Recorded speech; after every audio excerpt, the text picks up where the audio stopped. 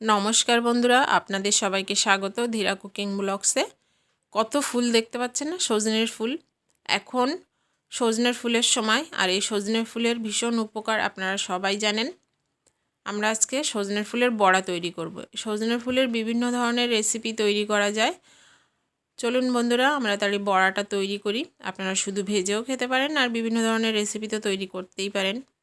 দেখুন, আমি ফুলগুলো বেছে ধুয়ে সুন্দর পরিষ্কার করে নিয়েছি, আর অনেকগুলো ফুল কিন্তু মাখালে একদম অল্প একটু হয়ে যাবে। এতে কিছু উপকরণ আমি দেব পেঁয়াজ কুচি, কাঁচা লঙ্কা কুচি, দেব স্বাদ মতো নুন। এক বাটি ফুল দেখতে পাচ্ছেন, দেখবেন অল্প একটু হয়ে যাবে।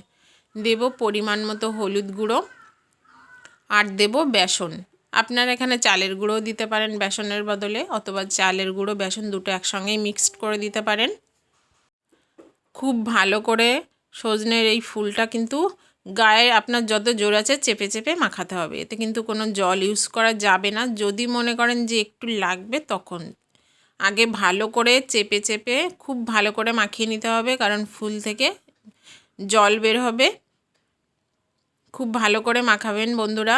দেখুন আমি কিভাবে মাখাচ্ছি। ফুলটা কিন্তু আস্তে আস্তে কমতে শুরু করেছে, আর দেখুন একদম কমে কতটুকু হয়ে গেছে। এক বাটি ফুল ছিল। এইভাবে খুব ভালো করে মাখাতে হবে।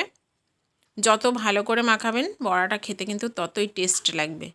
দেখুন আমার কিন্তু আর বেসনেও লাগেনি, কারণ ফুলটা কমে একদম অল্প হয়ে গেছে। আমি সাদা তেলে বড়াটা তৈরি করব, আপনারা সরিষার তেলেও করতে পারেন। তেলটা খুব ভালো করে গরম করে নেব। তেলটা গরম হয়ে গেছে, এবার আমি সব বড়াগুলো আস্তে আস্তে দিয়ে দেব।